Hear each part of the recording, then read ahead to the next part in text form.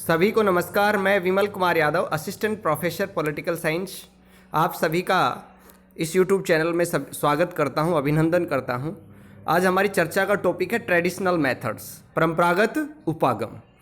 ये जो टॉपिक है ये BA फर्स्ट ईयर के लिए और MA के विद्यार्थियों के लिए बहुत उपयोगी है। उनके सिलेबस का हिस्सा तो है ये। परीक्षाओं में भी अनेक बार क्वेश्चन पूछा जाता है कि परंपरागत उपागम का क्या अर्थ है, उसकी विशेषताएं क्या हैं, परंपरागत उपागम की समालोचनात्मक आलोचना कीजिए। जो फर्स्ट ईयर में जो पुस्तक चलती है राजनीति विज्ञान के मूल आधार, उसके सिलेबस का हिस्सा है। और MA में जो पुस्तक चलती है मॉडर्न पॉलिटिकल थ्योरी, आधुनिक राजनीतिक सिद्धांत, उस पुस्तक के सिलेबस का भी ये हिस्सा है। तो आइए आज हम चर्चा करते हैं परंपरागत दृष्टिकोण के बारे में। सबसे पहले तो अपने को बात करनी होगी कि उपागम क्या होता है और प्रविधि क्या होती है। दरअसल प्रविधि जो है, मेथड जो है, वो एक पद्धति है, एक प्रक्रिया है, एक तरीका है जिसके माध्यम से राजनीति विज्ञान में अध्ययन किया जाना चाहिए। मतलब किसी भी जो राजनीतिक तत्व है या राजनीति का किस प्रक्रिया से, किस पद्धति से, किस तरीके से अध्ययन किया जाए, तो वो तरीका तो होता है मेथड। और दूसरा होता है उपागम। उपागम के अंदर की राजनीतिक समस्या का या राजनीतिक प्रश्नों का चयन किया जाता है कि अध्ययन की केंद्रीय विषय वस्तु क्या होनी चाहिए। तो केंद्रीय विषय वस्तु के चयन का जो मामला है कि क्या विषय वस्तु होनी चाहिए, यह है उपागम। और किस तरीके से उस विषय वस्तु या प्रश्न का अध्ययन किया जाना चाहिए, यह है पद्धति। परंपरागत उपागम जो है, राजनीति का जो अध्ययन की जो पुरानी परंपरा है उसे परंपरागत उपागम के अंतर्गत लेते हैं। दरअसल राजनीति विज्ञान का जो अध्ययन है वो लगभग 2500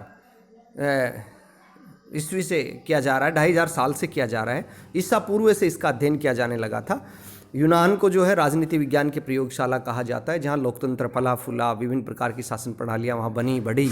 संविधान से संबंधित महत्वपूर्ण प्रश्नों पर यूनान में विचार किया गया और अरस्तु को राजनीति विज्ञान का पिता कहा जाता है। फादर ऑफ पॉलिटिकल साइंस अरस्तु को कहते हैं, क्योंकि अरस्तु ने सबसे पहले अपनी पुस्तक पॉलिटी के अंदर राजनीति विज्ञान को एक पृथक और स्वतंत्र विषय के रूप में पहचान दी।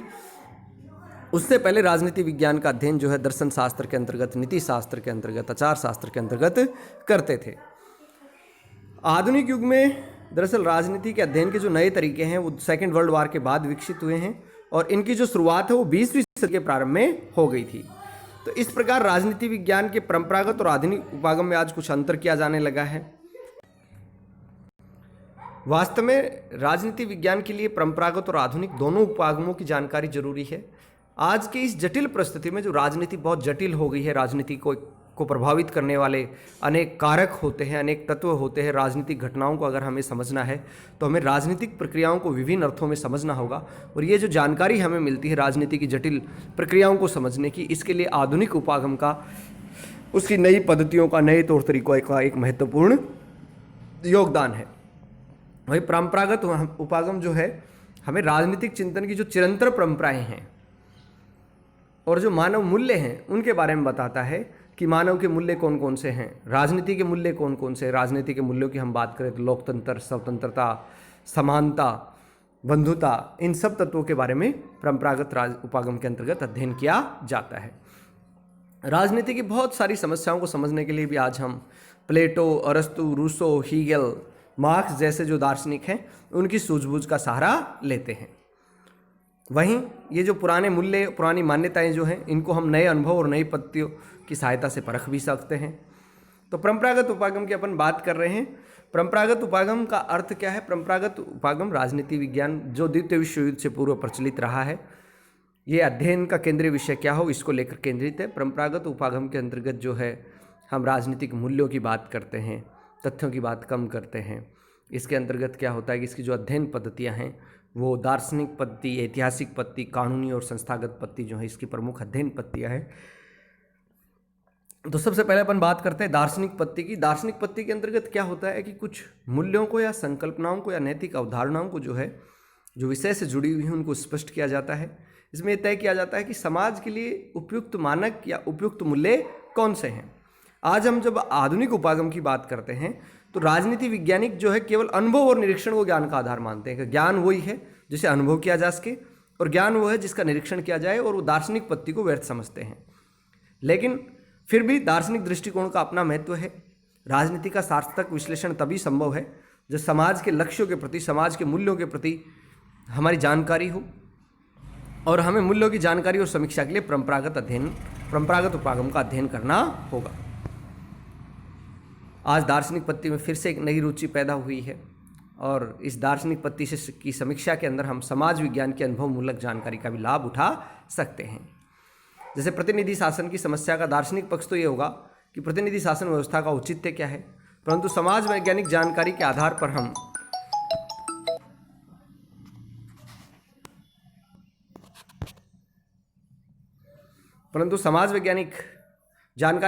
हम ये पता लगा सकते हैं कि सामाजिक जीवन की जो सामान्य प्रवृत्तियां हैं उनको देखते हुए प्रतिनिधि शासन कहाँ तक संभव है, किस रूप में संभव है, और वो कितना एक्सेप्टेबल है, उसे कितना स्वीकार कर सकते हैं, और उसे स्वीकार योग्य बनाने के लिए इस प्रतिनिधित्व प्रणाली में क्या क्या परिवर्तन होने चाहिए।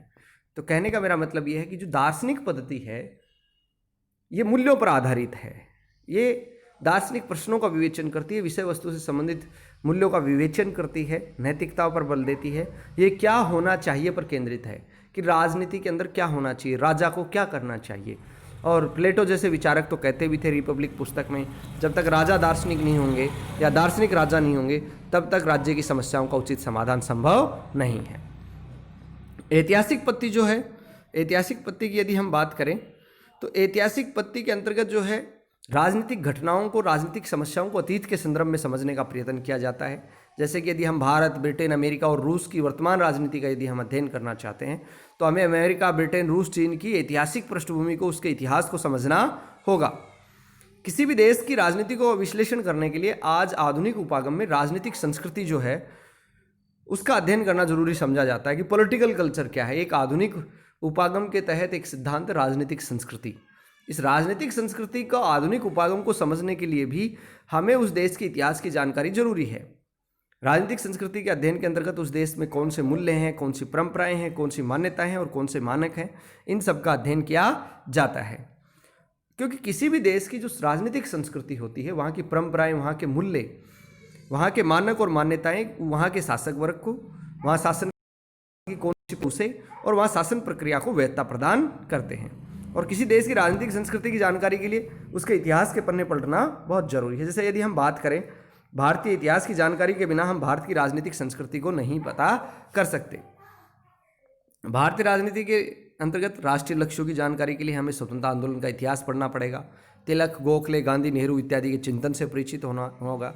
इतना ही नहीं, भारत की राजनीतिक संस्कृताओं और राजनीतिक दलों के व्यवहार को समझने के लिए इनके ऐतिहासिक विकास की जानकारी लाभदायक होगी। अगर मान लो कांग्रेस पार्टी का हम अध्ययन करना चाहते हैं तो हमें ये देखना पड़ेगा कांग्रेस पार्टी का जन्म किन परिस्थितियों में हुआ, कब हुआ, किन लोगों ने इसका नेतृत्व किया, राष्ट्रीय आंदोलन में इसकी क्या भूमिका रही। तो कांग्रेस पार्टी को समझने के लिए हमें उसे इतिहास को समझना होगा। जो राजनीतिक संस्थाएं, हमने संसदात्मक शासन प्रणाली क्यों अपनाई, तो हम ये पढ़ते हैं कि इसके लिए ब्रिटिश साम्राज्य जो था उत्तरदायी था। चूँकि ब्रिटेन में संसदात्मक शासन प्रणाली है, इसलिए भारत में भी संसदात्मक शासन प्रणाली अंग्रेजों द्वारा अपनाई गई थी। और स्वतंत्रता प्राप्ति के पश्चात हमारे भारतीय निर्माताओं ने देखा कि भारत की जनता को उस पार्लियामेंट्री सिस्टम का ज्ञान हो गया है, तो हमारे यहाँ जो है संसदात्मक शासन प्रणाली अपना ली गई। कहने का मतलब हम किसी राजनीतिक संस्था का, राजनीतिक दल का, राजनीतिक घटनाओं का अध्ययन करना चाहते हैं तो हमें इतिहास का अध्ययन करना होगा। तो ऐतिहासिक पत्ति राजनीति का अध्ययन करने के लिए इतिहास का सहारा लेती है। कानूनी पत्ति की हम बात करें तो इसके अंतर्गत राजनीति के कानूनी ढांचे पर बल दिया जाता है। राजनीति के अध्ययन की कानूनी पत्ति अपने आप में अधूरी तो है, लेकिन किसी भी देश की राजनीति का आवश्यक मापदंड वहाँ की संवैधानिक व्यवस्था से और कानूनों से निर्धारित होता है। भारत की राजनीति के संदर्भ में ये है कि अगर हम भारत की राजनीति का अध्ययन करना चाहते हैं तो हमें भारत की संवैधानिक व्यवस्था का अध्ययन करना होगा, भारत के संविधान का हमें अध्ययन करना होगा। इसमें पता करना होगा कि शासन के जो अलग अलग अंग हैं,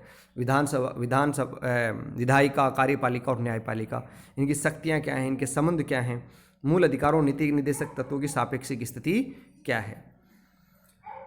और राजनीति के विस्तृत विश्लेषण के लिए हमें राजनीतिक दल, दबाव समूह और जन आंदोलन जैसे तत्वों पर भी विचार करना जरूरी होगा। कहने का मतलब किसी भी देश की राजनीति को समझने के लिए वहाँ के कानूनी ढांचे का, वहाँ के कानूनों का, वहाँ जो विधि प्रचलित है उसका हमें अध्ययन करना होगा, वहाँ के संविधान को हमें समझना होगा।